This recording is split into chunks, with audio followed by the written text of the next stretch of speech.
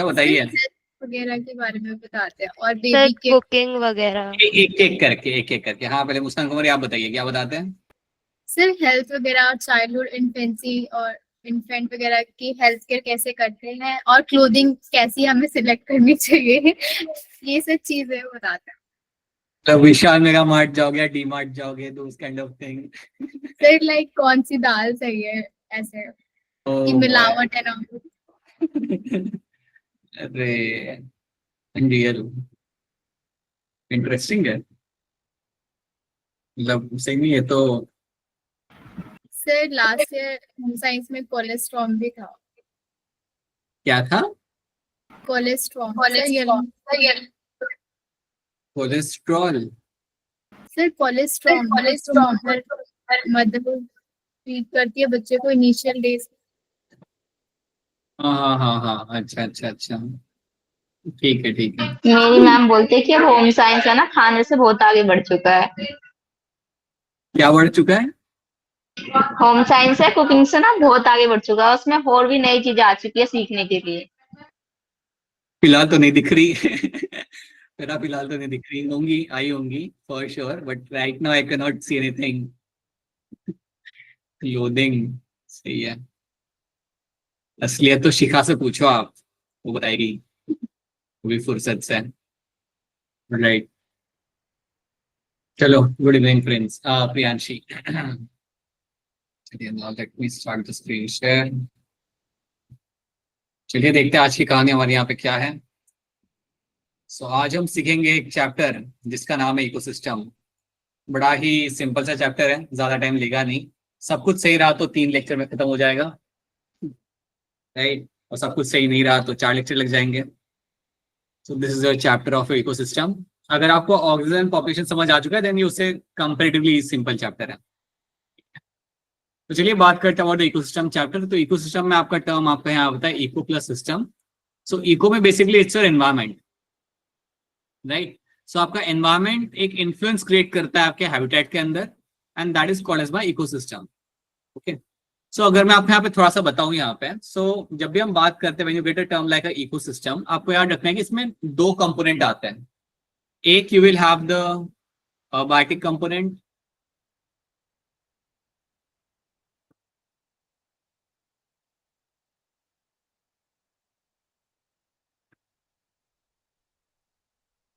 दूसरा आपका यहाँ पे होगा बायोटिक कंपोनेंट।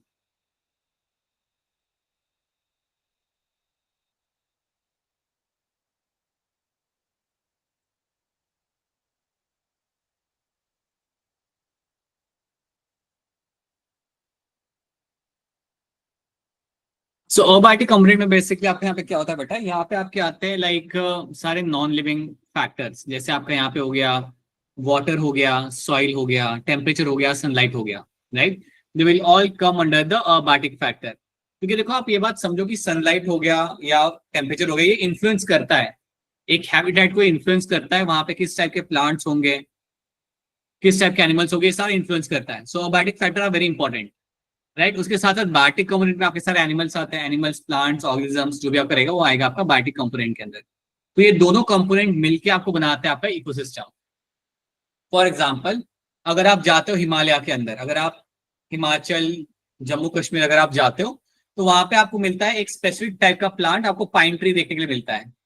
जहां जाओ वहां पाइन ट्री, जहां भी नजर घुमाओगे आपको पाइन ट्री यहाँ पे मिल जाएगा हिमाचल में, हिमाचल, उत्तराखंड और JNK में। अब पाइन ट्री आपको वहां पे क्यों मिलता है? Because you have a right kind of temperature, sunlight, soil over there, और उस सॉइल, टेम्परेचर, सनलाइट के अंदर you will get to see pine tree growing over there.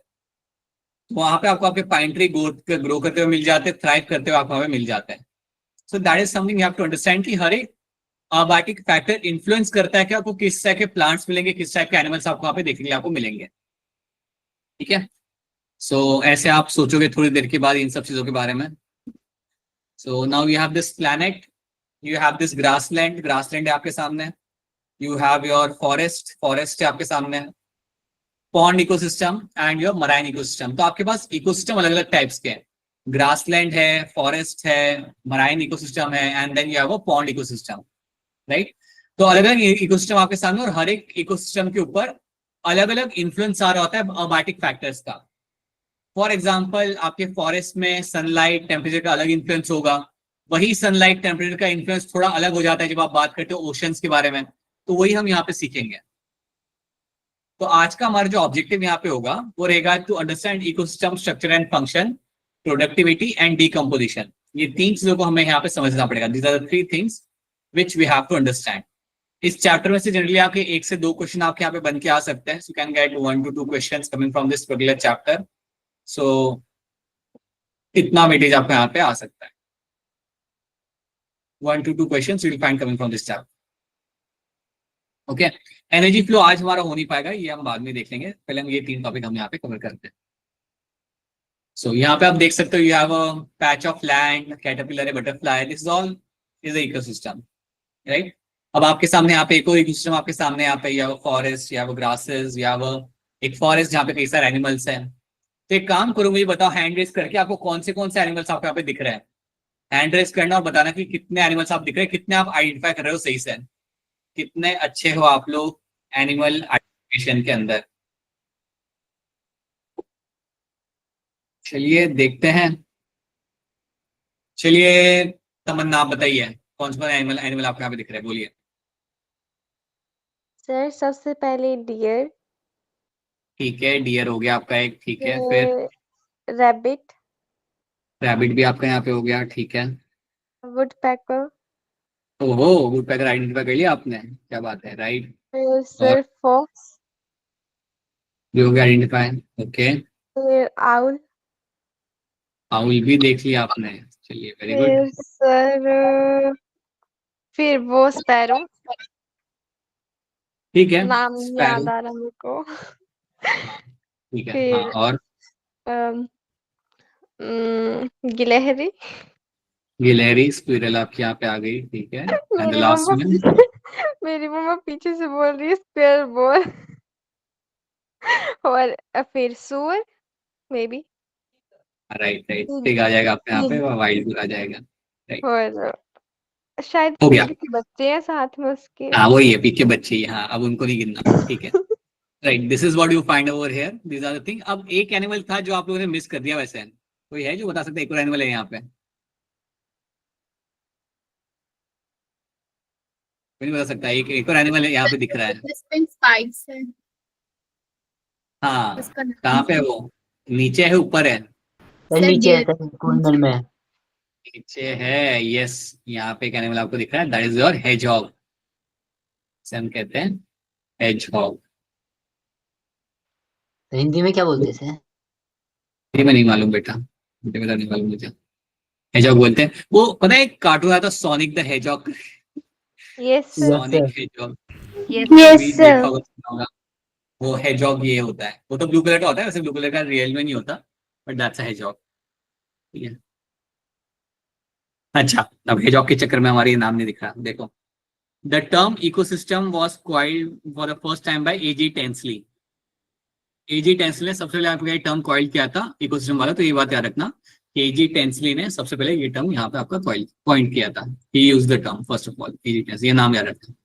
Now you can see the forest ecosystem, pond, grassland and marine ecosystem.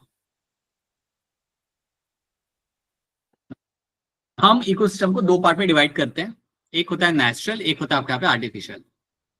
Natural के अंदर you will have 2 things, terrestrial and aquatic. Artificial के अंदर you will have, I will give the example. Artificial में आपके यहाँ पे example आ सकता है something like your agriculture field, can have a agriculture field over there, that's one thing. Second thing is going to be your something called as your aquarium. So aquarium आपका बन सकता है एग्जाम्पल, एग्रीकल्चर फील्ड आपका बन सकता है example of my artificial ecosystem. Natural में आपको 2 याद रखने हैं आपके यहाँ पे, you will have a terrestrial one and you will have a aquatic one. So aquatic में कई सारे आपके आ जाते हैं, पॉन्ड हो गया, वेटलैंड हो गया, मराइन हो गया, राइट। टेरेस्ट्रियल में you will have grassland, forest, तो कई सारे एग्जांपल आपके सामने आएंगे, चलिए देखते हैं। सो टेरेस्ट्रियल में you have a forest, desert, grassland. Aquatic में you have your pond, lake, wetland and oceans. Wetland का अगर मैं आपको एग्जांपल दूं तो वेटलैंड आपके हिमाचल में भी आपको दिख जाते हैं। दिल्ली में भी एक ओखा बर्ड सेंचुरी करके है, वहां पे आपको वेटलैंड मिल जाता है, आपने कभी देखा होगा, स्टेशन भी उसके पास में मेट्रो वाला।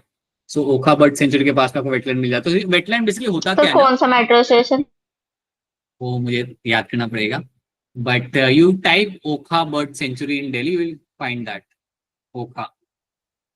सो वेटलैंड जो होता है ना बेटा, उसमें क्या होता है, वेटलैंड का जो पानी होता है उसका डेप्थ ज्यादा नहीं होता, 3 से 4 फीट का होगा। So the depth of the wetland is not that much. The depth of the wetland will be around like 3 to 4 feet. That's it. उससे ज्यादा नहीं होता। बाकी पॉन्ड का डेप्थ तो वैसे भी कम होता है, आपके यहाँ पे ज्यादा भी हो सकता है पॉन्ड का डेप्थ, लेकिन वेटलैंड का इससे ज्यादा नहीं होता। लेक का डेप्थ होता है, ओशन तो आप जानते हो, it's a marine ecosystem. Forest, desert, grassland भी आपका इकोसिस्टम आपका बन जाता है। अब आप यहाँ पे एक बात समझो, आपके एनवायरमेंटल फैक्टर्स या आपके अबायोटिक फैक्टर कैसे इन्फ्लुएंस करते हैं। आप डेजर्ट को यहाँ पे देखो, डेजर्ट ऐसी जगह है जहां पे आपका रेनफॉल कम होता है, डेजर्ट ऐसी जगह है जहां पे सनलाइट की इंटेंसिटी ज्यादा होती है, और क्योंकि ये दो चीजें आपके यहाँ पे, वाटर का कमी है, सनलाइट की इंटेंसिटी ज्यादा है, इसके वजह से यू विल फाइंड कि यहाँ पे आपको ज्यादा प्लांट्स नहीं मिलते हैं। तीसरा रीजन यहाँ पे एक और है कि आपके डेजर्ट के अंदर सॉइल की क्वालिटी इतनी अच्छी नहीं होती, मतलब वहां पे आपको सैंडी सॉइल मिलता है, और सैंडी सॉइल के अंदर आप प्लांट्स को ग्रो नहीं कर सकते। दैट इज वाई, अब आप ये बात को समझो कैसे आपके अबायोटिक फैक्टर इन्फ्लुएंस करते हैं कि आपको किस टाइप के प्लांट्स या किस टाइप के एनिमल्स आपको वहां पे देखने के लिए मिल जाएंगे। अब क्योंकि मेरे डेजर्ट के अंदर you have a high light intensity, less amount of water, and you have a different kind of soil, because of that I cannot find good amount of plants and animals in the desert. उसी context में अगर मैं forest को देखता हूं तो forest के अंदर मुझे सब कुछ अच्छे से मिल रहा है, सनलाइट ठीक ठाक यहाँ पे अच्छी से आ रही है, रेनफॉल यहाँ पे अच्छे से होता है, soil has a very good quality in terms of nourishment, enrichment काफी अच्छा है सॉइल के अंदर, so I can find a good amount of plants can be grown over there. और याद रखना, जहां पे प्लांट्स ज्यादा होंगे वहां पे आपको एनिमल, बर्ड्स भी आपको ज्यादा मिल जाएंगे, सिंपल है। तो प्लीज ये बात समझो कि कैसे अबायोटिक फैक्टर इन्फ्लुएंस करता है कि आपके एरिया के अंदर कैसे प्लांट्स होंगे, कितने प्लांट्स होंगे, और आपके प्लांट की डाइवर्सिटी डिटरमाइन करती है आपको वहां पे एनिमल्स आपको कैसे मिलेंगे। ठीक है, क्या आपको मेरी बातें यहाँ पे समझ आ रही है? Yes, sir. Yes, sir. Yes, sir. कोई चीज अगर Yes, समझ sir. रहे हैं प्लीज बता देना, right? Yes. First of all you have to know. चलो, अगर मैं आपको यहाँ पे एक सवाल आपसे पूछूं, अगर मैं यहाँ पे फॉरेस्ट की बात करूं, सो इंडिया में एक ऐसा फॉरेस्ट, ऐसे बेल्ट का फॉरेस्ट जहां पे आपको सबसे ज्यादा डाइवर्सिटी मिलती है, सो वो फॉरेस्ट आपका यहाँ पे होगा, वो टाइप का फॉरेस्ट जो होगा, that is my tropical rain forest. Tropical rain forest जो आपका होता है, ये सब याद रखना, ये इंटरलिंक्ड है। इसमें आपको मिलेगा highest diversity of flora and fauna.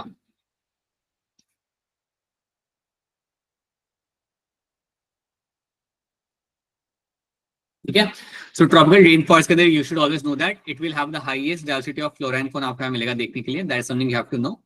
दूसरी चीज आपको यहाँ पे याद रखनी है कि आपका जो ट्रॉपिकल रेन फॉरेस्ट होता है, ये इंडिया में आपको कहाँ मिलेगा, मतलब ये तो वर्ल्ड में आपको हर जगह काफी जगह पे आपको मिलेगा। आपसे मैं जानना चाहूंगा कि आप लोग मुझे बताइए कि रेन फॉरेस्ट इंडिया में कहाँ मिल सकता है, हैंड रेस करके आप मुझे बताओ, where you can find rain forest in India. बताओ अभिषेक। सर नॉर्दर्न बेल्ट में। कौन से, हरियाणा में? हरियाणा में, गुड़गांव में, एनसीआर में, कहाँ पे बताओ? Northern belt. अभिषेक फिर बोलते हो कि इस साइड डांटते हैं, इसीदा बताओ क्या होगा, कहाँ मिलेगा? Sir, eastern side. ईस्टर्न क्या, वेस्ट Sir, बंगाल? मेघालय वगैरह. राइट, उसे हम बोलते हैं वहां पे north east. True, you'll have north East India.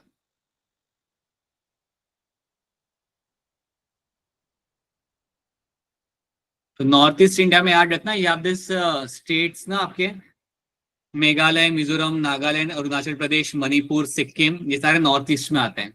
इस बेल्ट के अंदर आपको मिलेगा देखने के लिए आपका यहाँ पे rain forest. This is the area where you get to see your tropical rain forest, आपको देखने के लिए मिलता है। एक और जगह पे आपको मिलता है and that is going to be your Western Ghats. एक और जगह है जहां से मुझे मिलता है मेरा rain forest, that is going to be your Western Ghats. Western Ghats में आपके स्टेट्स आते हैं, आपके महाराष्ट्र, केरला, कर्नाटका, तमिलनाडु। तो इनका एक बेल्ट आता है जिसे हम सह्याद्री कहते हैं। आपने बचपन में अगर ज्योग्राफी पढ़ी होगी तो आपने सुना होगा। तो वहां पे you will get to see a dense rain forest आपको मिल जाता है। और जहाँ पे रेन फॉरेस्ट होगा वहां पे आपको सबसे ज्यादा मिलेगा आपको डाइवर्सिटी प्लांट्स की और एनिमल्स की। फ्लोरा मतलब प्लांट्स, फौना मतलब एनिमल्स। ये बात बता रहा हूँ अभी से याद रखना, ये आगे वापस आपके सामने आएगा। So Western Ghats and North East India are the locations where you get to see a tropical rain forest, जहाँ पे आपको बहुत ज्यादा डाइवर्सिटी आपको देखने के लिए मिल जाती है। इवन अंडमान निकोबार में भी आपको मिल जाता है ट्रॉपिकल रेन फॉरेस्ट, बट अभी के लिए आप ये दो याद रखें। देन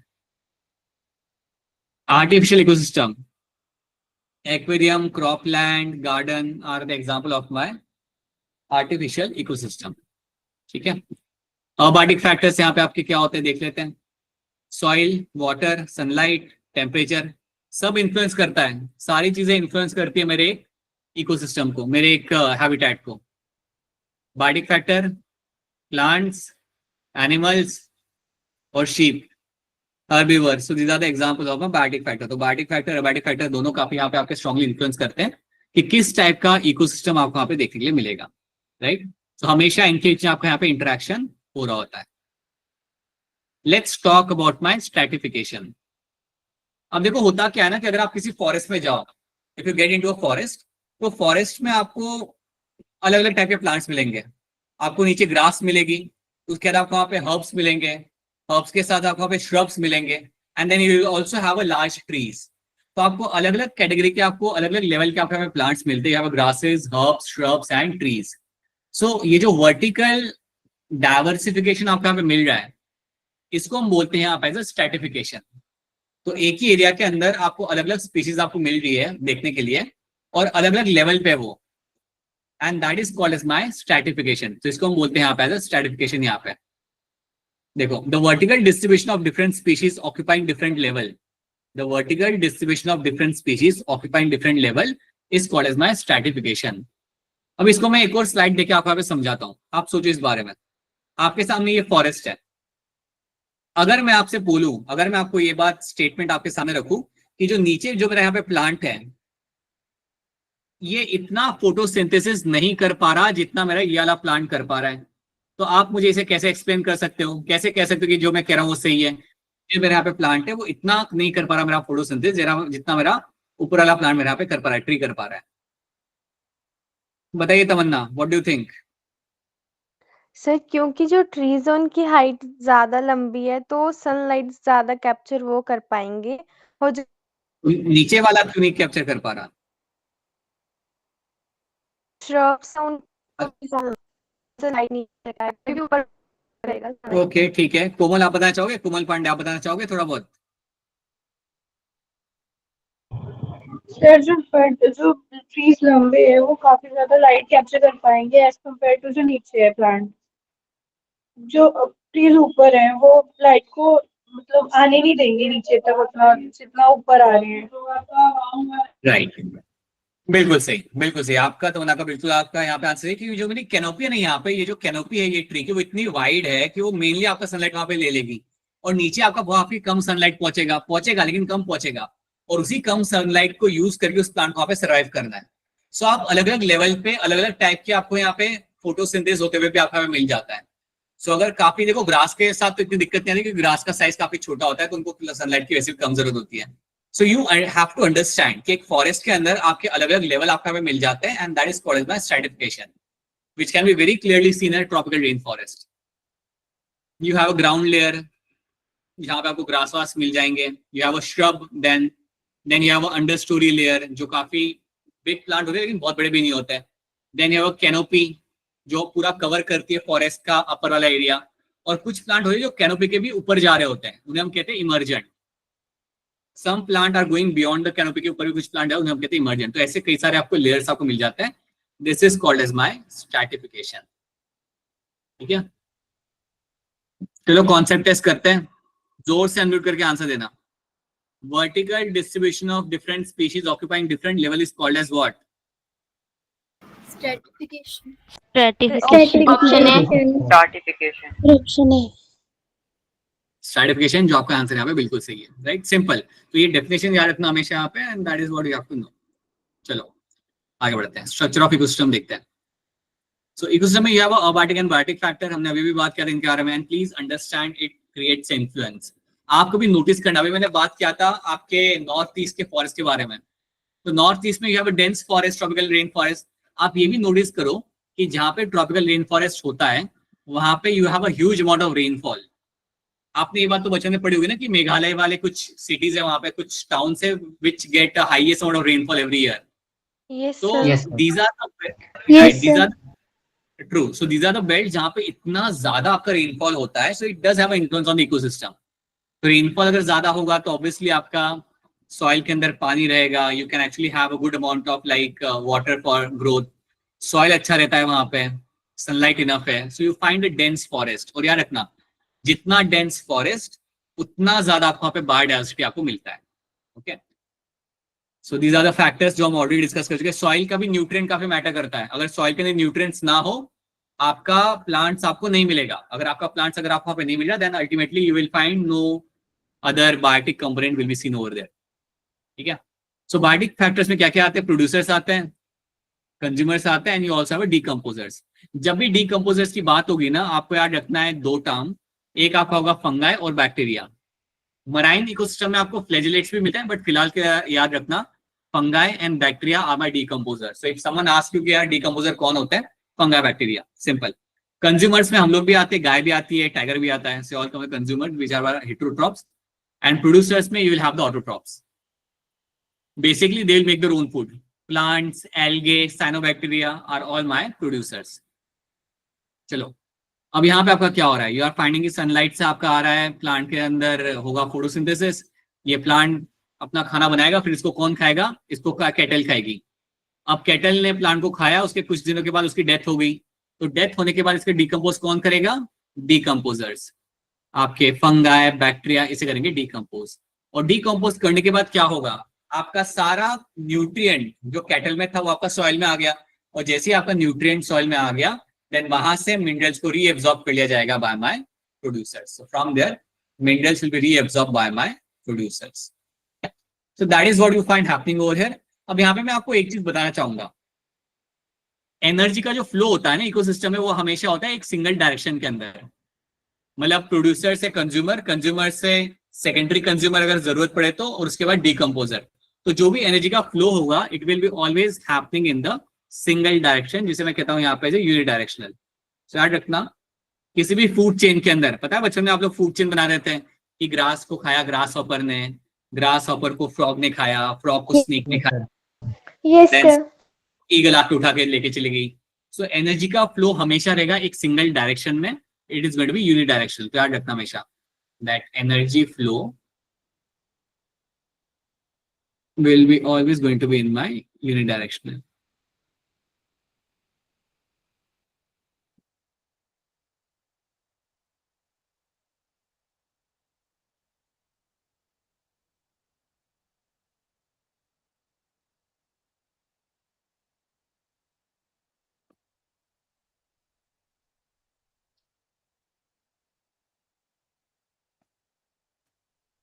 ठीक है, तो ये बात आपको यहाँ पे ऐड रखनी है, right? So this is something you have to know. Energy का फ्लो हमेशा आपके यूनिडायरेक्शनल के अंदर, और इस तरीके से आपके न्यूट्रिएंट्स आपके वापस आपके साइकिल में आ जाते हैं।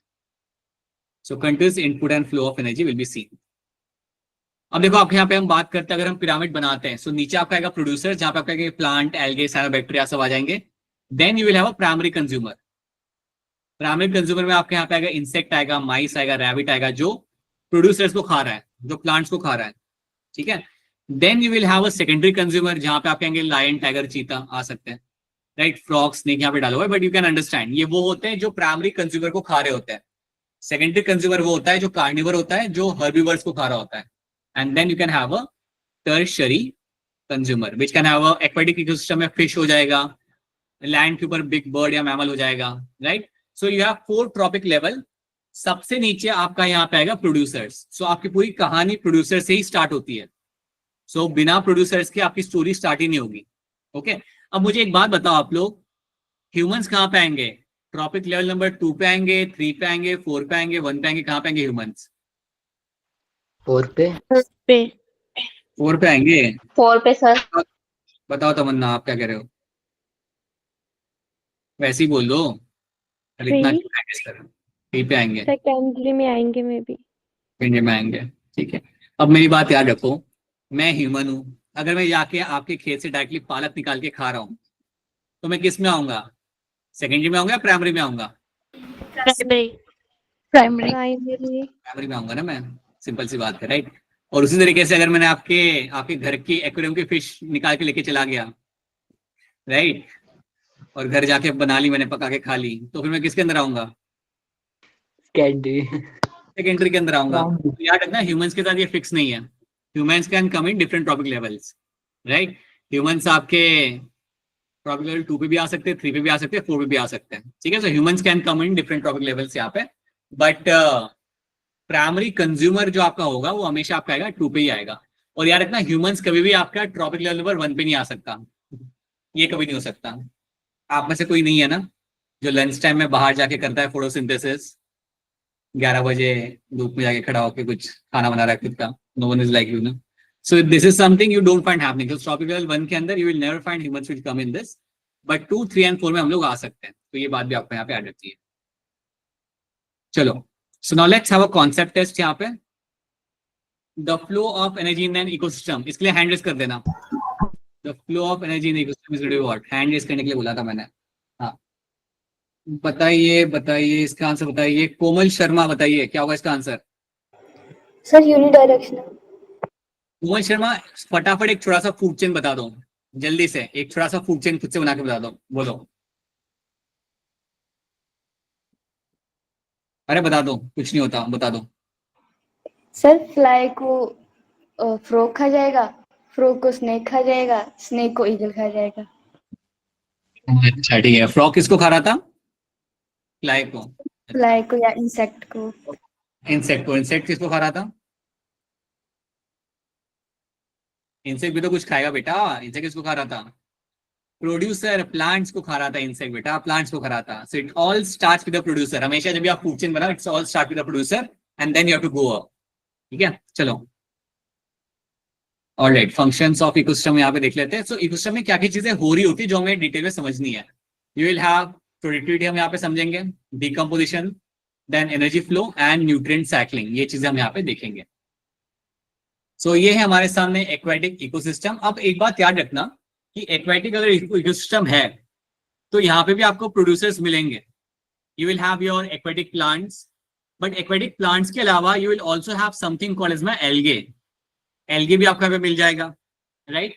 And you will also have something like your some other thing as well. मैं बता दूं उस अदर थिंग यहाँ पे क्या है, थोड़ा हम यहाँ पे देखते हैं। सी, जब भी मैं एक्वेटिक इकोसिस्टम की बात करता हूं उसमें 2 टर्म्स आपके आ सकते हैं। You can have something like your pond ecosystem, और मैं कह सकता हूं as a fresh water ecosystem.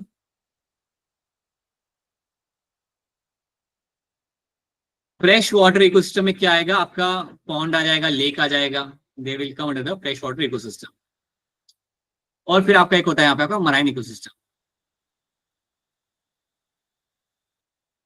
इसमें आपको एक बात याद रखनी है जो आपके लिए बहुत इंपॉर्टेंट है, क्योंकि काफी लोग इसमें आप लोग ये मिस्टेक करते हो। जब मैं डिस्कस करता हूँ फ्रेश वाटर इकोसिस्टम, तो आपको याद रखना है कि इसमें भी आपके होते हैं प्रोड्यूसर्स। तो प्रोड्यूसर्स तो हर जगह होंगे। व्हेन आई से प्रोड्यूसर्स दैट मीन्स प्लांट्स, ये चीज आपके दिमाग में आनी चाहिए। तो यहाँ पे आपको क्या मिल जाएगा? You will have aquatic plants. Aquatic plants आपको यहाँ पे मिल जाएंगे। You will also have something called as my algae. Algae आपको यहाँ पे मिल जाएंगे, जानते हो पानी के अंदर आपको एल्गे मिल जाता है देखने के लिए। और एक और इंपॉर्टेंट चीज जो आपको यहाँ पे आती है, that is your phytoplanktons. Phytoplanktons, ये चीज भी आपको मिलेगी देखने के लिए, which are the producers of the fresh water ecosystem. Not only fresh water, you can also find them in the marine water as well. So phytoplanktons are very microscopic, but they are photosynthetic organisms. ठीक है, उसी तरीके से अगर मैं marine की बात करता हूं तो मराइन में मेजर प्रोड्यूसर्स तो यही होते हैं। मराइन इकोसिस्टम के अंदर अगर मैं आपसे कोई पूछे कि मराइन में आपके मेजर प्रोड्यूसर्स आपके कौन होंगे, तो आपने आंखें बंद करके बोलना है। It is always going to be your phytoplanktons. Phytoplanktons आपको हमें मिलेंगे as a major producers. You will also have algae. Algae भी आपको मिल जाती है, याद है हमने पढ़ा था आप लोगों ने बचपन में, रेड एल्गे, ब्राउन एल्गे, बचपन में नहीं मतलब 1 साल Yes, पहले। sir. Yes, sir. So they are Yes, all sir. my marine algae. You find they are all going to be marine algae over there, and they are the example. They can be photosynthetic, right? You can also have some plants. आपको ocean में भी plant मिल सकते हैं, लेकिन वो shallow area में मिलेंगे। Simple सी बात है ना। अब आप समुद्र के डेप्थ में थोड़ी आपको प्लांट मिलेगा, आपको शैलो एरिया में मिलेगा, किनारे पे मिलेगा। So you can have some plants. You can have some plants as well, but in the shallow area. Plants, but in the shallow area. लेकिन आपको यहाँ पे याद क्या रखना है? याद आपको ये रखना है कि phytoplanktons are the major producers over there. Phytoplanktons are like major producers in the marine ecosystem. Fresh water में भी phytoplanktons एक significant रोल प्ले करते हैं। ओके, अब phytoplanktons अगर आप याद नहीं कर पा रहे तो इसके कुछ एग्जांपल आपने पढ़े थे, अब आपको याद आ जाएगा। अगर आप बिल्कुल सही, बहुत बढ़िया प्रिंस। डिनोफ्लेजिलेट्स आपका हो गया यहाँ पे, डेस्मिड्स हो गया, डायटम्स हो गया, राइट। सो डायटम्स आपके यहाँ पे हो गए, यू हैव डेस्मिड्स हो गए, यू हैव डिनोफ्लेजिलेट्स आपके यहाँ पे हो गए।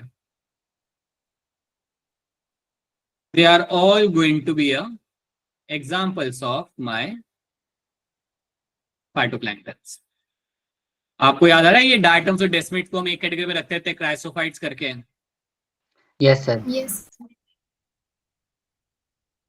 क्या उसमें डेस्मिड्स जो आपके हुआ करते थे, अगर आपको याद होगा, we used to call them as a golden algae, if you remember that. कुछ गोल्डन एल्गे करके आता था उस इनसाइड की लाइन के अंदर।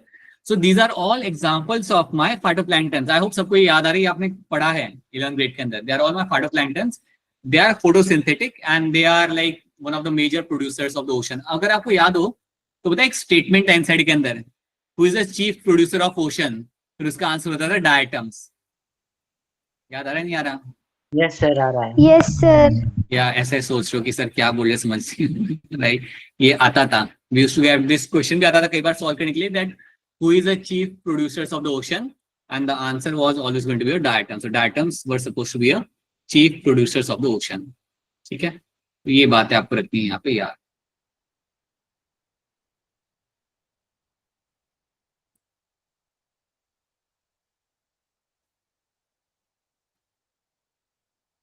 Abiotic component. So I hope ये चीज आपको यहाँ पे क्लियर है, दैट याद रखना प्रोड्यूसर्स फ्रेश वाटर में मराइन में कौन से होते हैं आपको याद रखना है।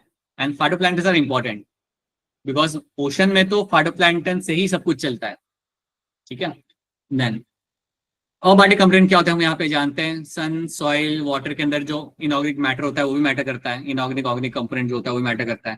ठीक है, these are my abiotic factors. Biotic component क्या होगा यहाँ पे? ऑटोट्रॉप्स, प्रोड्यूसर्स, हेटेरोट्रॉप्स, हर्बीवर्स, ठीक है, जिसमें कार्निवर्स भी आपके आ जाएंगे। And then you have a decomposers. याद रखना डीकंपोजर के लिए 2 टर्म याद रखने आपको यहाँ पे, fungi and bacteria.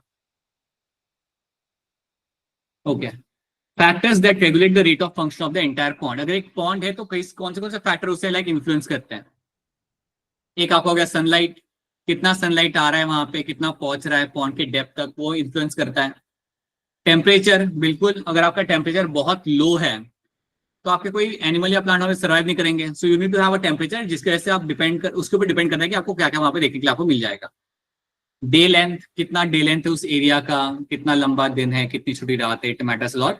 And other climatic condition, ये सारी चीजें मैटर करती है, एक फैक्टर बनती है to regulate the pond ecosystem. इसके ऊपर बेस्ड हम कह सकते हैं कि पॉन्ड के अंदर आपको क्या क्या देखने के लिए मिल सकता है, कौन से प्लांट्स मिल सकते हैं, कौन से एनिमल्स मिल सकते हैं, राइट। अगर मैं आपको एग्जाम्पल दूंगा, अगर आप हिमाचल के किसी पॉन्ड में अगर आप जाके देखोगे, मतलब शिमला, मनाली, मतलब हर हिमाचल या चंबा में अगर आप चले गए, अगर आप वहां पे जाके पॉन्ड में देखोगे ना, तो पॉन्ड में आपको एनिमल्स कम मिलेंगे, या फ्रॉग तो मिलेगा ही नहीं, फ्रॉग टर्टल तो आपको मिलेगा ही नहीं कभी भी, क्योंकि इतना लो टेम्परेचर वहां पे होता है कि आपको वो स्पीशीज आपको मिल नहीं सकती। बट वैसे ही अगर आप पॉन्ड अगर आप देखते हो कर्नाटका में या महाराष्ट्र में अगर आप देखते हो, तो उसी पॉन्ड के आसपास आपको बहुत चीजें मिल जाएंगी। You will find the frogs, amphibians, snakes, insect, बहुत सारे। So it depends. सो याद रखना temperature has a strong influence on the pond and other factor as well. ठीक है, कोई चीज अगर समझ नहीं आ रही हो तो पूछ लेना। अगर कोई सेंटेंस या कोई टर्म समझ नहीं आ रहा हो then please ask your question, और कोई वैसे भी अगर सवाल आ रहा हो then you can ask your question.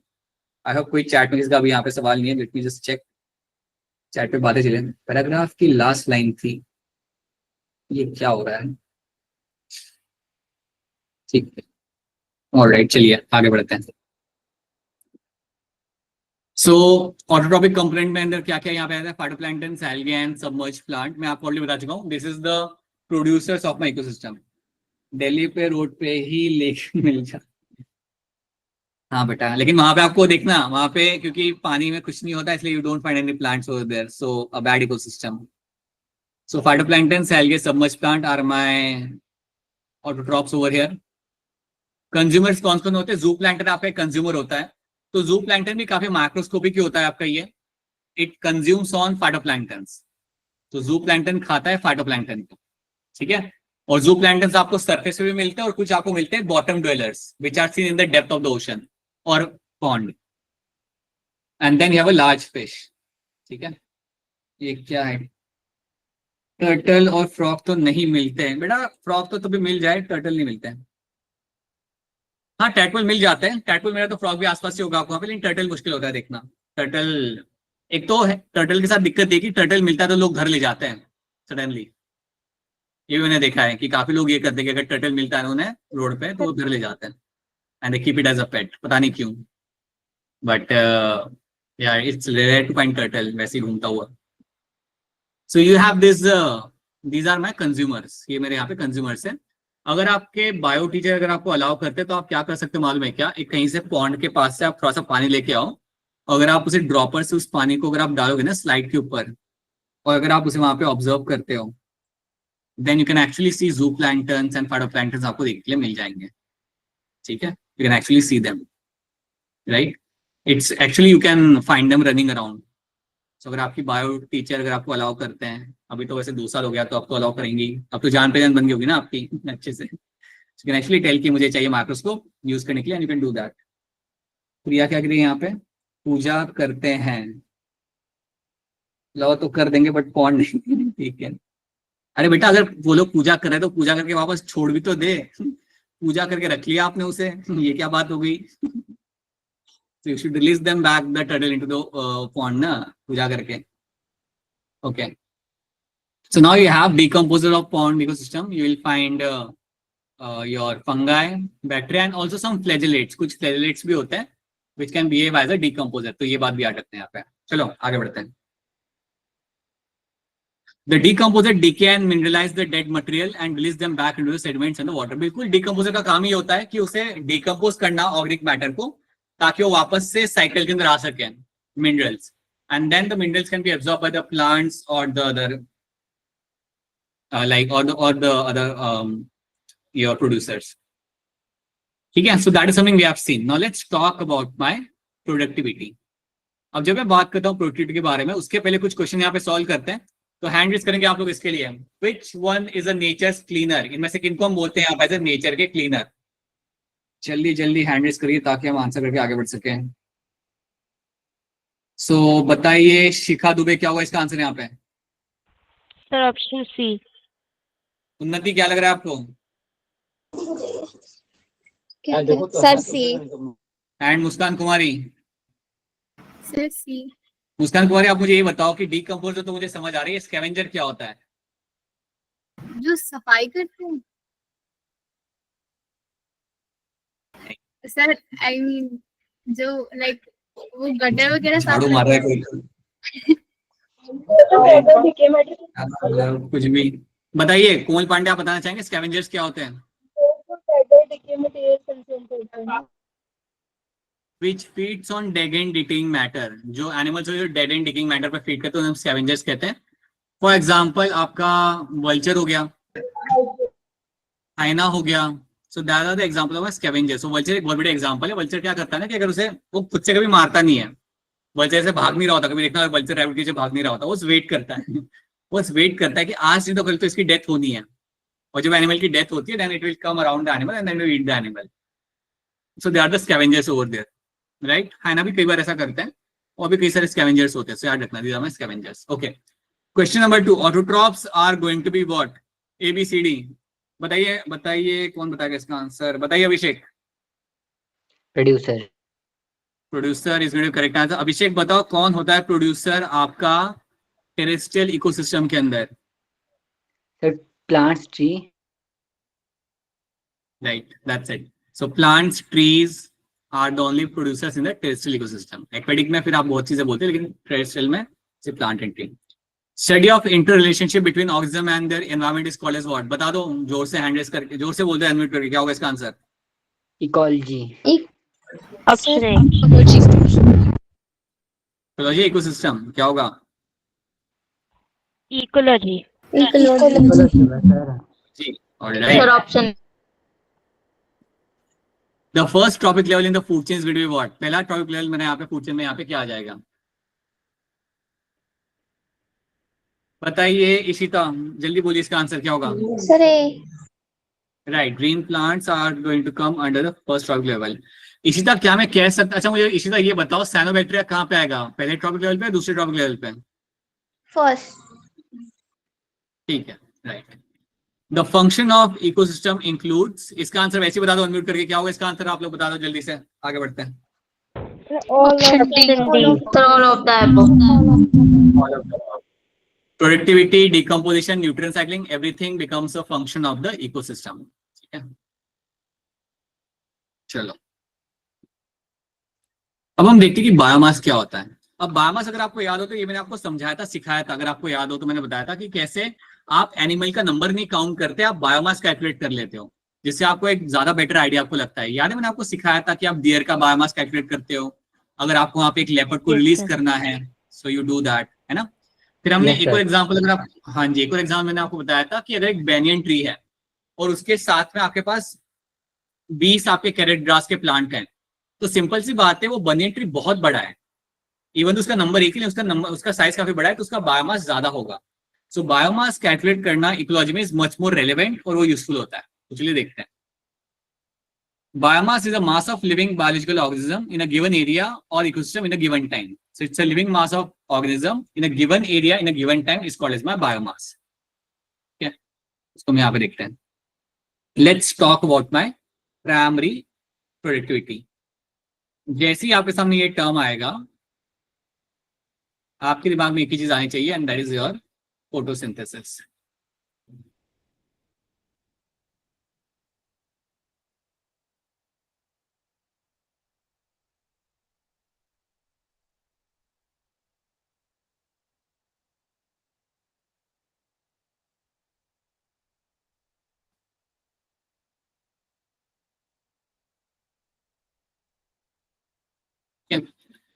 So when we discuss about the photosynthesis, तो जब हम बात करते हैं प्राइमरी प्रोडक्टिविटी, जब हम बात करते हैं यहाँ पे फोटोसिंथेसिस के बारे में यहाँ पे, सो आपको एक चीज याद रखनी है कि अगर मेरा एक यहाँ पे प्लांट है, समझो यहाँ पे मेरे पास एक यहाँ पे ट्री है, if I have a tree over here. अब ट्री जब अपना यहाँ पे खाना बनाता है, when the tree makes its own food, जब ये ट्री अपना यहाँ पे लिख देता हूँ, जैसे नहीं तो पता नहीं चलेगा कि सर ये ट्री है भी या नहीं, आपको पता नहीं चलेगा, जैसे ट्री, और जब ये अपना बनाएगा खाना, so it will do the photosynthesis. और जब ये बनेगा, करेगा अपने यहाँ पे फोटोसिंथेसिस, फोटोसिंथेसिस करने के बाद ये बनाएगा अपना ऑर्गेनिक मैटर. फोटोसिंथेसिस ने यहाँ पे कर लिया और उसके बाद बन के आपको यहाँ पे क्या मिलेगा? You will get a formation of organic matter, आपको बनेगा यहाँ पे. तो जो आपका ऑर्गेनिक मैटर यहाँ पे बना, what ever organic matter you have formed after photosynthesis, that is my primary productivity. ठीक है, तो जो भी आपने यहाँ पे ऑर्गेनिक मैटर, जो भी उसने खाना बनाया, जो भी उसने वहां पे ग्लूकोज मॉलिक्यूल बनाए वहां पे, that is nothing but my primary productivity. Right, तो जब भी आपके सामने प्राइमरी प्रोडक्टिविटी आएगा, टर्म याद रखना, ये हर कोई प्रोड्यूसर्स ही करेंगे, इसका रिलेशन हमेशा आएगा प्रोड्यूसर्स के साथ. So this something always done by my producers, चाहे मेरा वो प्लांट हो, एल्गे हो, साइनोबैक्टीरिया हो, या फिर मेरा कोई दूसरा ये हो आपका फाइटोप्लैंक्टन हो. So all producers when they make their organic content, that is called as my primary productivity. ठीक है, चलो इसको हम यहाँ पे देखते हैं. ये आपके सामने आप पूरा forest are the major source of biomass. Biomass is express in terms of mass per unit area per gram per metre square. So primary producers organism which produce biomass from inorganic material substance. Basically वही बात करें जो मैंने आपको बताई थी, bio photosynthesis. आप अपने यहाँ पे जब खाना बनाते हो, जो भी आप ऑर्गेनिक कंटेंट आप बना रहे हो, that is a component of my primary productivity. वही चीज यहाँ पे बता के रखी हुई है. ठीक है, अमाउंट ऑफ बायोमास, देखो यहाँ पे क्या लिखा हुआ है, देख लो इस डेफिनेशन को.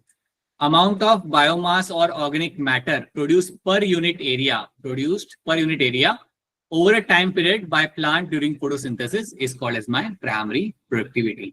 ठीक है, जो भी आप ऑर्गेनिक मैटर बना रहे हो एक सर्टेन एरिया के अंदर by photosynthesis, that's my primary production और प्राइमरी प्रोडक्टिविटी। ये है आपका फोटोसिंथेसिस, इसको मैंने एक्सप्लेन नहीं करना है, ये आप 9वीं कक्षा से आप सीखते आ रहे हो कि कैसे होता है फोटोसिंथेसिस। ठीक है, so you know this is something which has been formed, glucose आपका बनाया जाता है via using all the ingredients water, carbon dioxide and sunlight. ठीक है, और ये आपका बायोमास है, ग्लूकोज आपका यहाँ पे बायोमास है। Okay, the rate of biomass production is expressed in terms of gram per metre square per year और kilo calorie metre square per year. ठीक है, ये आपका यूनिट होता है आपका एक्सप्रेस करने का बायोमास को। The annual net primary productivity of a whole biosphere is around 170 billion ton. याद रखना, पूरे वर्ल्ड का आपका जो बायोमास बनता है वाया फोटोसिंथेसिस, जो आपकी प्राइमरी प्रोडक्टिविटी आपकी है वर्ल्ड की, वो कितनी आपके यहाँ पे 170 billion ton of organic matter is getting form. अब इसमें होता है इंटरेस्टिंग बात क्या है, देखो इतना नंबर पहले आपको याद रखना है, this is a number of organic matter form by plants, और आई वुड से प्रोड्यूसर्स इतना बनाते हैं, इतना आपका बनाता है ऑर्गेनिक मैटर। अब यहाँ पे अब एक बात समझो, एक बात बताओ, प्लैनेट के ऊपर पानी ज्यादा है या लैंड ज्यादा है? पानी। Water. So basically 70% area is covered by water, area is covered by water.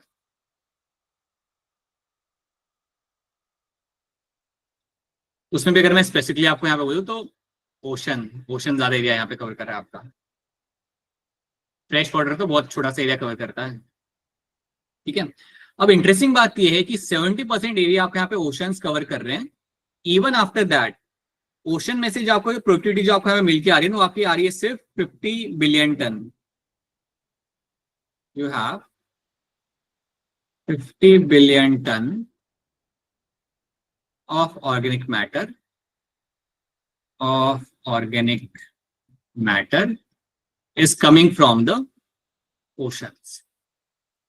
अब मेरा सवाल आपसे यहाँ पे ये है कि ओशन में से एक सिर्फ मुझे यहाँ पे 50 बिलियन टन क्यों मिल रहा है? मतलब आपका पूरा आ रहा है वर्ल्ड से 170 टन आपका बिलियन टन आपके यहाँ पे आ रहा है, राइट, बट आपका ओशन में से आपका सिर्फ आ रहा है 50 बिलियन टन ऑर्गेनिक मैटर यहाँ पे बन रहा है, इवन दो ओशन सबसे ज्यादा एरिया यहाँ पे कवर कर रहे हैं।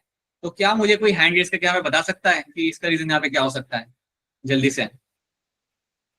से बताना है, अगर बताना है तो, और इसमें ही बता देता हूँ। नो वन, कोई भी नहीं, ट्राई तो कर लो, गलत तो गलत, क्या रीजन हो सकता है? गूगल मत करना, पता चल जाता है। ऑलराइट, ठीक है। सो आपको आई होप पहले तो सवाल समझ आपका यहाँ पे आ चुका है कि ओशन इतना ज्यादा है लेकिन ज्यादा फोटोसिंथेसिस यहाँ पे हो नहीं पा रहा। इसके दो रीजन है आपके यहाँ पे। पहली बात मुझे ये बताओ कि आपके ओशन के अंदर कौन होता है जो आपका करता है फोटोसिंथेसिस मेनली ओशंस में?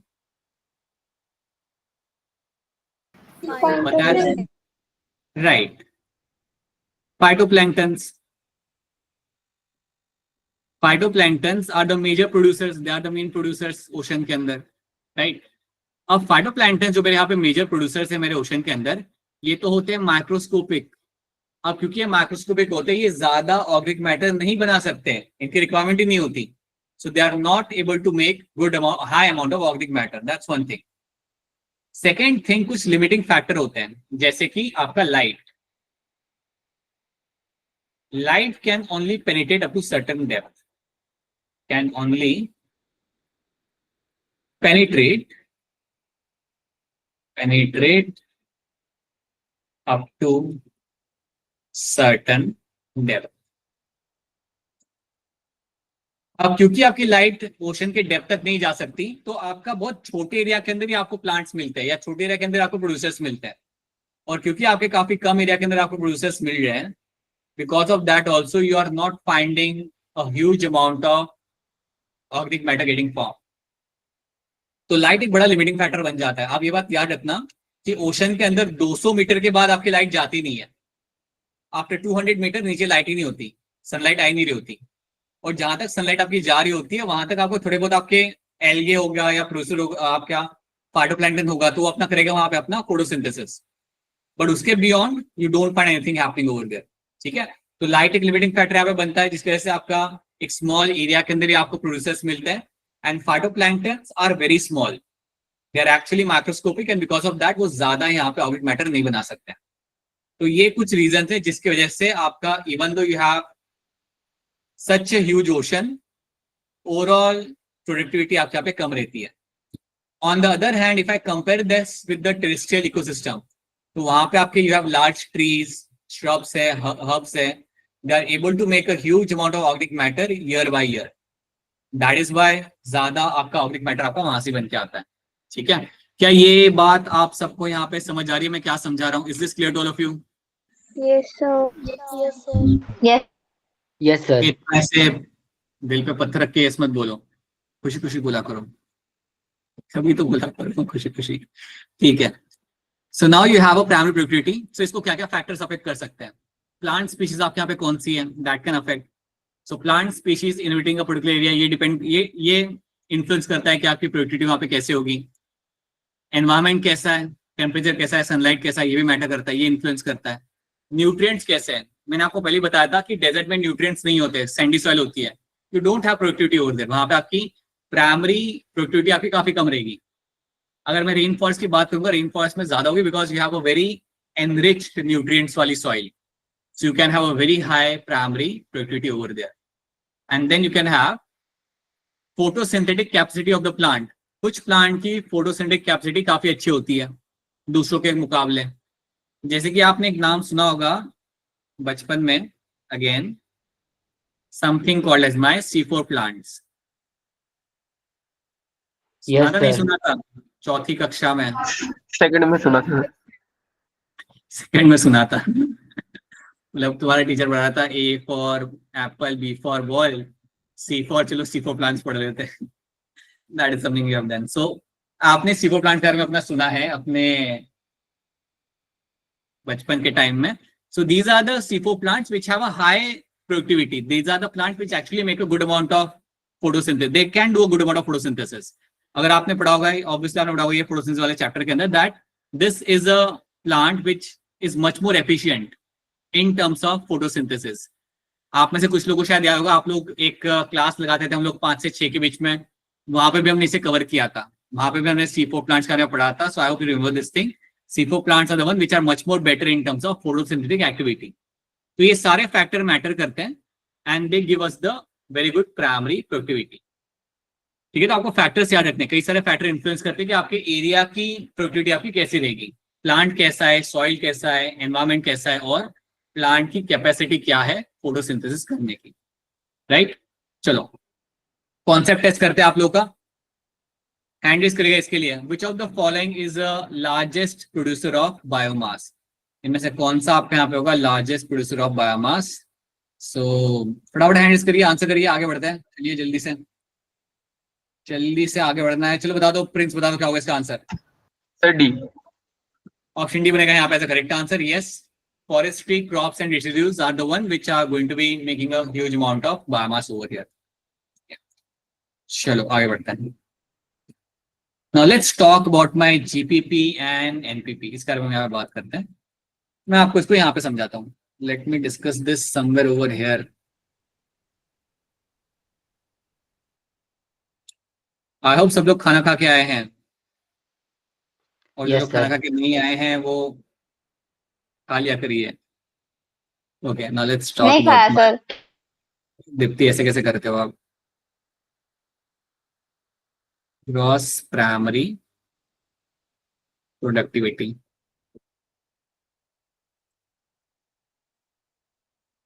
That's a full form of your GPP. अब ये होता क्या है?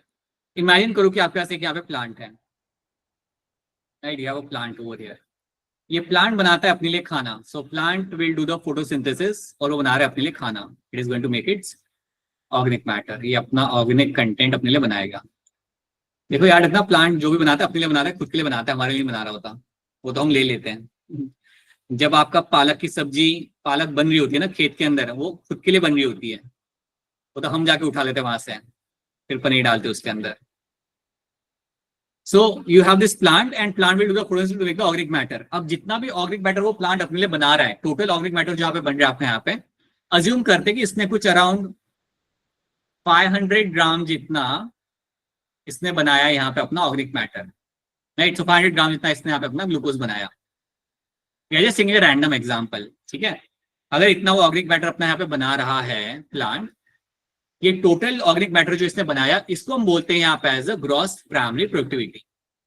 This is called as my gross primary, जो जितना भी ऑर्गेनिक मैटर, जो टोटल ऑर्गेनिक मैटर जो आपका बन रहा है, बना रहा है आपका प्लांट यहाँ पे, this is called as my GPP, gross primary productivity. अब सिंपल सी बात है, अगर प्लांट अपना खाना बना रहा है, उसने टोटल जो अपना खाना बनाया है यहाँ पे, वो खाना खुद के लिए बना रहा है, तो जब उसने इतने सारे ग्लूकोज मॉलिक्यूल बना लिए, अब वो क्या करेगा? It will undertake the respiration of glucose. तो जब आपने इतना सारा ऑर्गेनिक मैटर आपने बना लिया यहाँ पे, then what will the plant will do? Plant will undertake something called as my respiration. अब ये टर्म से तो आप लोग सब वाकिफ है अच्छे से. रेस्पिरेशन के अंदर आपको याद है ना, ये हम लोग कर रहे थे वहां पे ग्लाइकोलाइसिस, क्रेब्स साइकिल, ईटीसी करते थे हम लोग. याद है ग्लूकोज को ब्रेक डाउन करते थे हम लोग? Yes, sir. Yes, sir.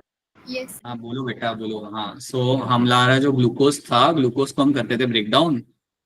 So glucose को हम करते थे ब्रेक डाउन, और ग्लूकोज को ब्रेक डाउन करने का पर्पस क्या था? ताकि हम बना सके हमारे एटीपी. अब एक बात सोचो यहाँ पे कि ग्लूकोज को ब्रेक डाउन कर इसलिए रहा है प्लांट वहां पे, ताकि वो अपनी ग्रोथ कर सके.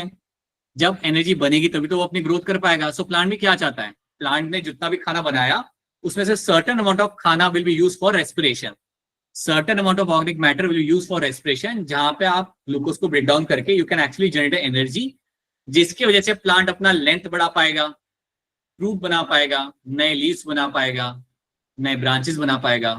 सो that is something plant will do. So plant has to grow, and to make that happen it will undertake the respiration. तो सिंपल सी बात है बेटा कि अगर रेस्पिरेशन अगर आप कर रहे हो, तो आपने कुछ इसमें से इस्तेमाल कर लिया.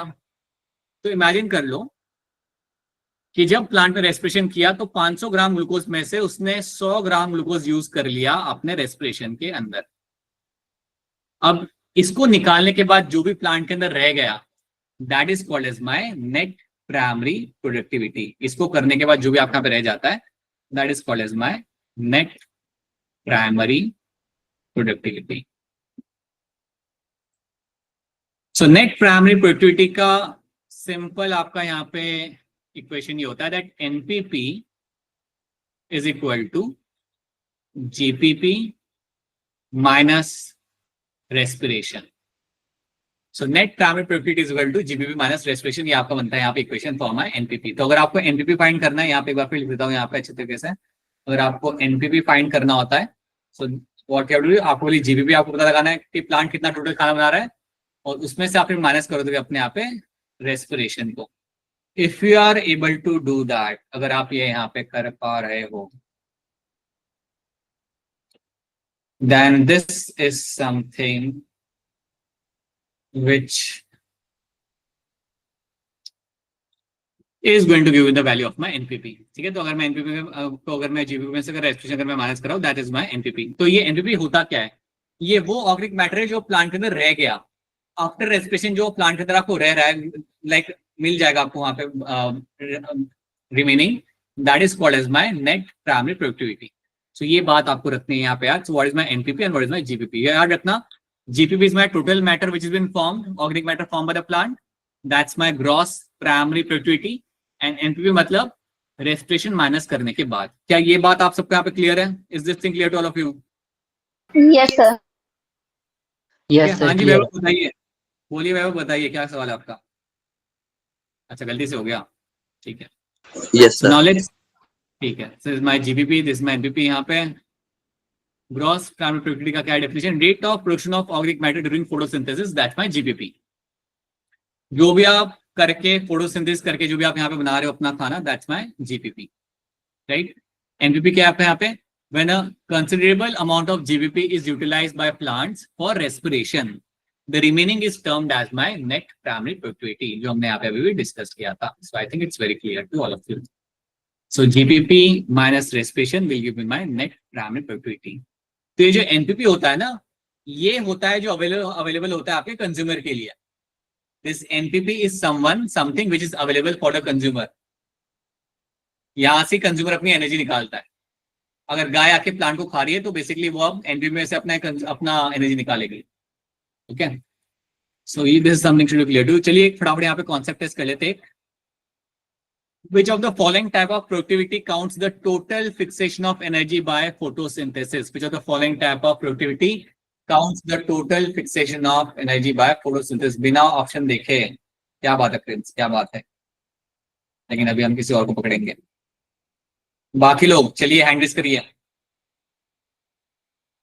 Which of the following type of productivity counts the total fixation of energy by photosynthesis? बस 4 लोग। ऐसे कैसे चलेगा? दीप्ति बताओ क्या होगा इसका answer? Sir option B. Option D कह रहे हो दीप्ति आप यहाँ पे? अच्छा, नो सर, ऑप्शन बी।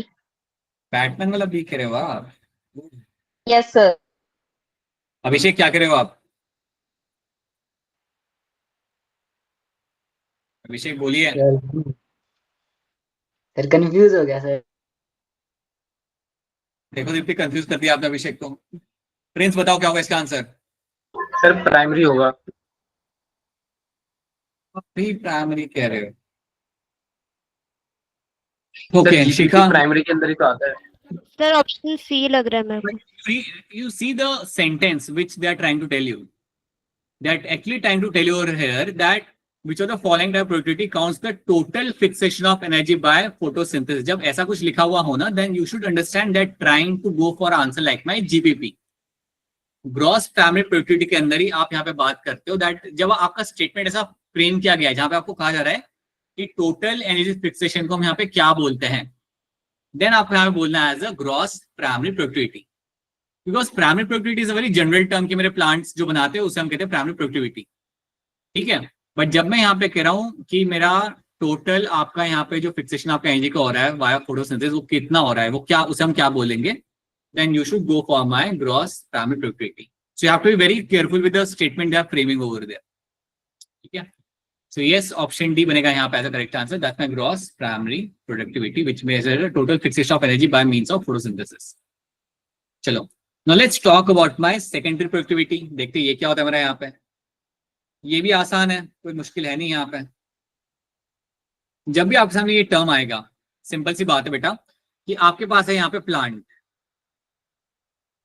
इस प्लांट को आके खाएगा कोई ना कोई हर्बीवर, राइट। सो ये प्लांट को आके मेरा यहाँ पे गाय खा रही है, तो this plant is getting consume by my cow. अब जब काउ आके इस प्लांट को कंज्यूम कर रही है तो आप याद रखना कि काउ के अंदर भी तो ऑर्गेनिक मैटर बनेगा। So when the cow is coming and consuming the plant, so in this consumer the organic matter now will get formed. So after consumption of the plant there is a formation of organic matter in the consumer. So there is a organic matter formation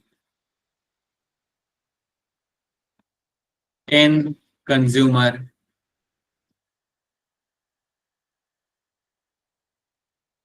This is called as secondary productivity.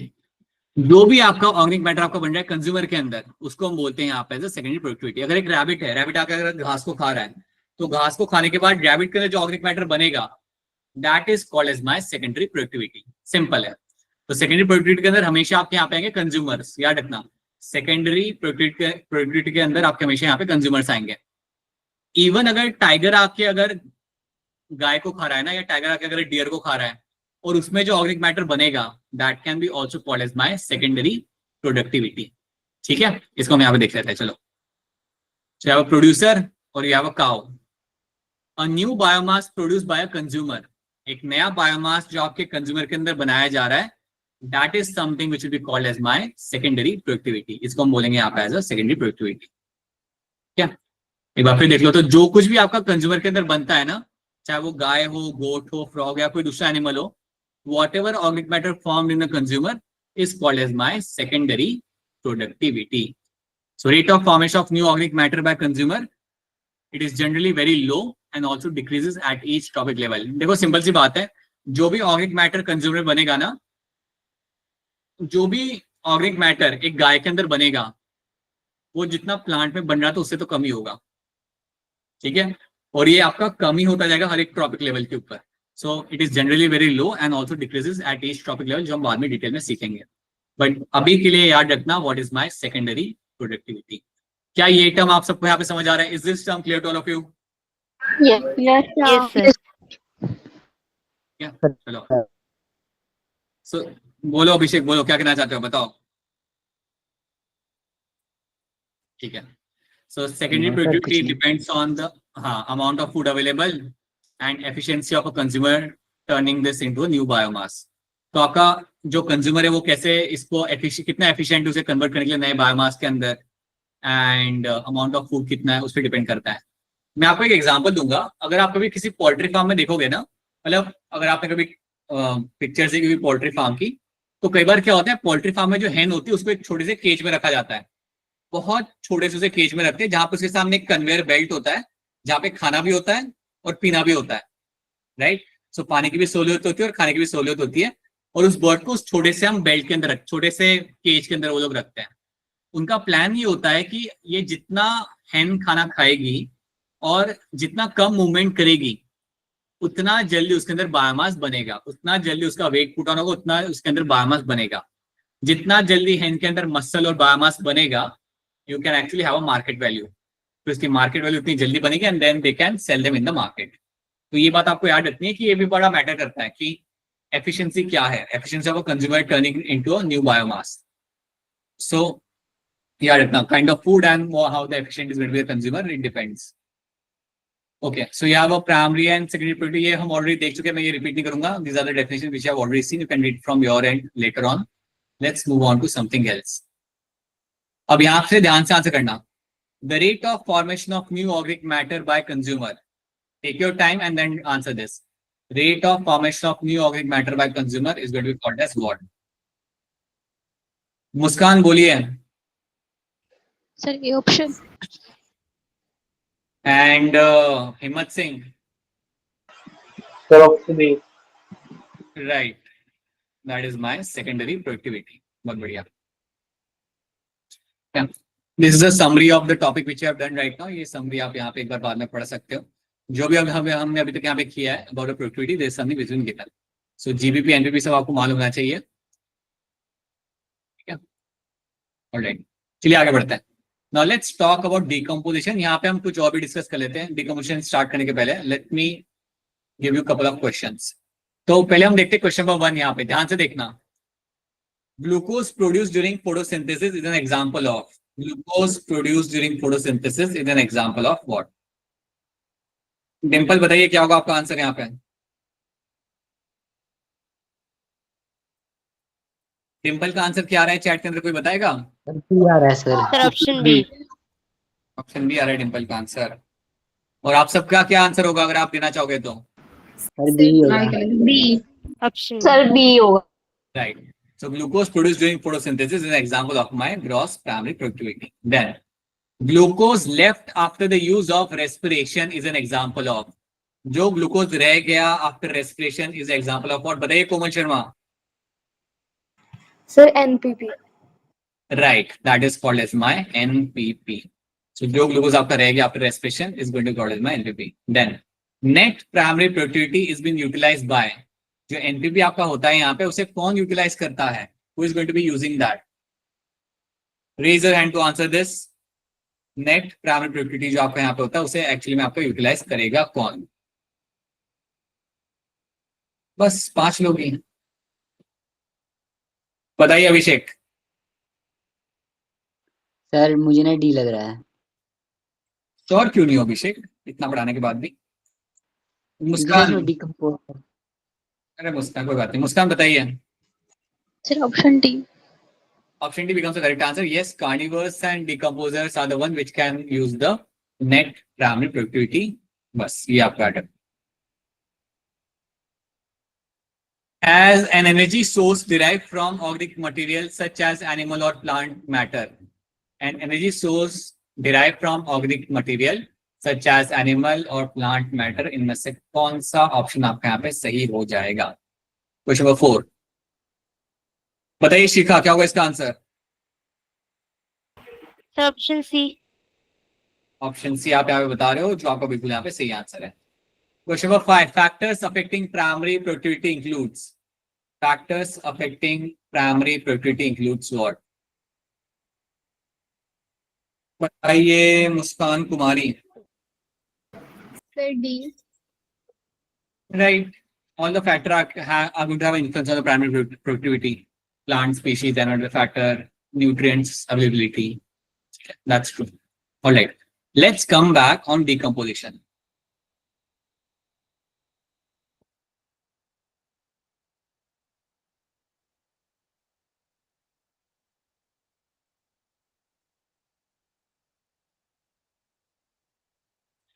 Sir आवाज जब भी हम नहीं आ रही है.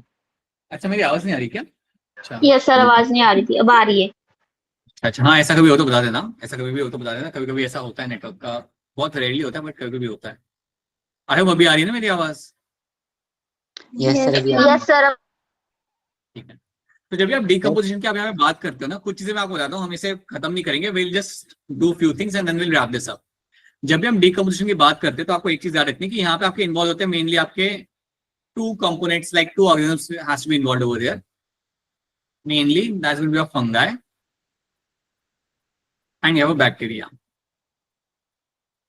They are known to play a very important role in terms of the decomposition.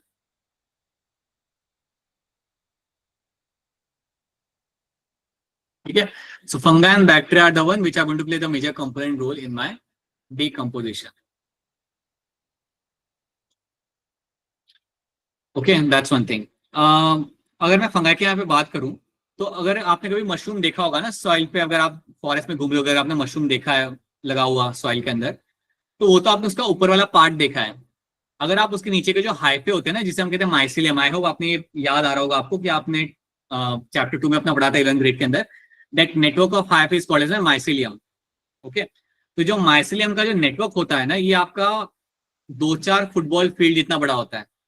और आप ये सोच नहीं सकते कि वो नेटवर्क उसका इतना डेंस होता है फॉरेस्ट मतलब सॉइल के नीचे.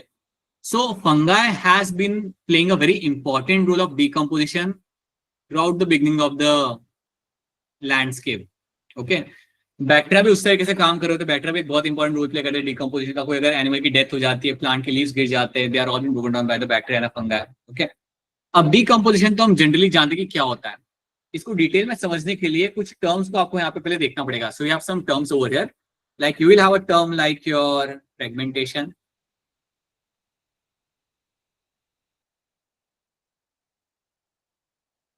You will have a term like your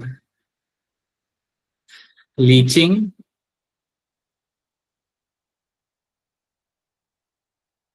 Catabolism.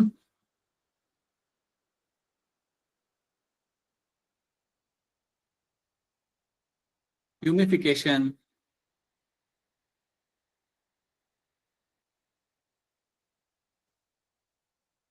And the last thing is going to be your mineralization.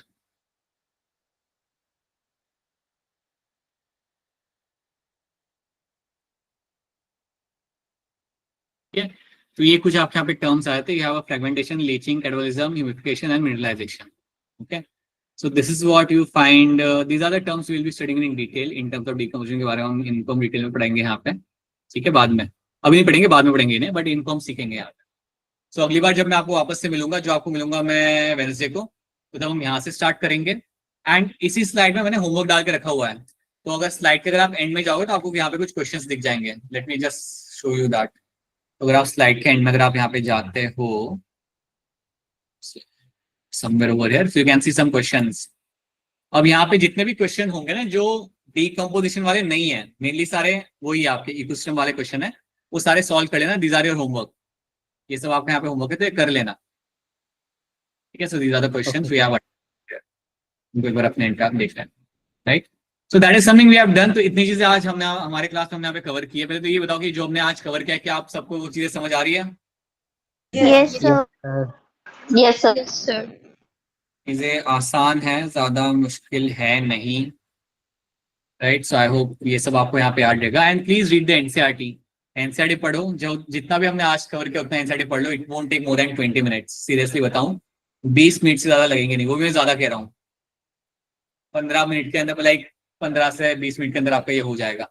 So read the NCERT as well have a grip on the topic. और मैं recommend करूंगा कि question solving करते रहो। ये chapter तो ठीक है, लेकिन पुराने चैप्टर्स की भी क्वेश्चन सॉल्विंग आप करना चालू कर दो।